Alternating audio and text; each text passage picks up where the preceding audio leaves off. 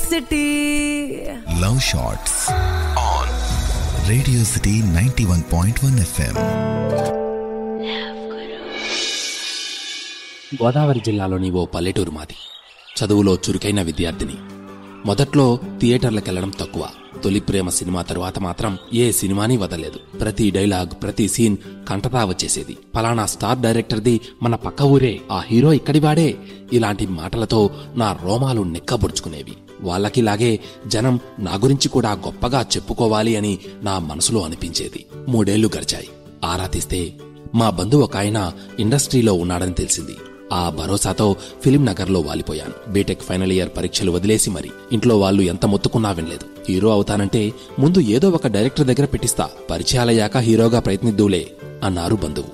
వారంలోపే ఓ దర్శకుడి దగ్గర చేర్పించారు. కెమెరాలు మోయడం, హీరో హీరోయిన్లు ఏ సీన్లో ఏ డ్రెస్ వేసుకున్నారో గుర్తుపెట్టుకోవడం, కప్పులు కడగడం, ఇది నా పని. 2 నెలలకే తెచ్చుకున్న 20,000 కరిగిపోయాయి. నాన్నే నెల నెలా ఖాతాలో డబ్బులేసేవారు. 6 నెలల పురిటి నొప్పులు పూర్తయి సినిమా విడుదలైంది. Utter flop talk. తెరపై నా పేరు పడింది. కాని అది నాకు తప్ప వేరొకరికి గుర్తులేదు. ఇంకో చోట ప్రయత్నం మొదలుపెట్టాను. ఖాళీ లేవు అని బోర్డులు వెక్కిరించేవి. కొందరు దగ్గరికే రానిచేవారు కాదు. కష్టాల డోసు పెరిగింది. ఇంట్లోంచి డబ్బులు రావడమూ తగ్గాయి. ఓ పూట తినడం, మరో పూట పస్తులు. అయినా నా ప్రయత్నాలను మాత్రం ఆపలేదు. అన్నట్టు నాకో లవ్ స్టోరీ కూడా ఉంది. స్థిరపడ్డాక పెళ్లి చేసుకోవాలి అనుకున్నా. సిటీకెళ్తూ ఉంటే ఆల్ ద బెస్ట్ చెప్పింది తను.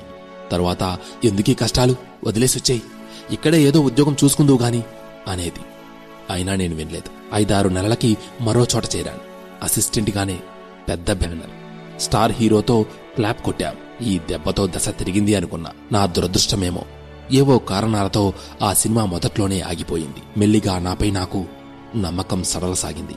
ప్రేయసి గట్టిగా చెప్పడంతో కొన్నాళ్లు ఉద్యోగ ప్రయత్నాలు మొదలుపెట్టాను. చేతిలో డిగ్రీ కూడా లేదు. అటెండర్కి తప్ప దేనికి పనికిరావు అన్నారు.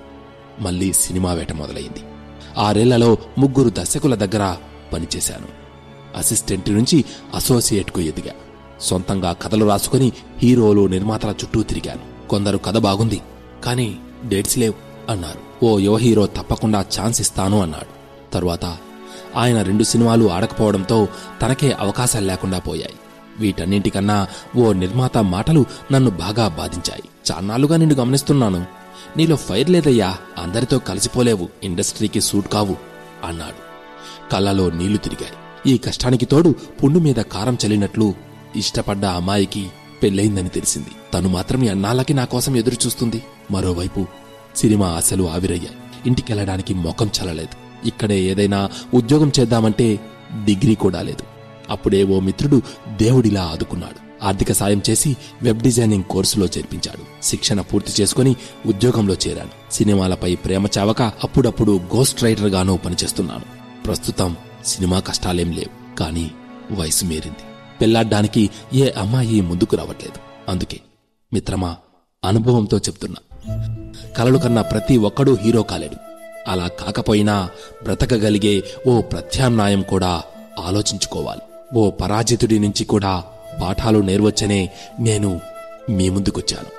ఆలోచించండి, తెలివైన నిర్ణయం తీసుకోండి. మీకు మంచి జరగాలని కోరుకుంటూ మీ మిత్రుడు. Radio city podcast. Radio city.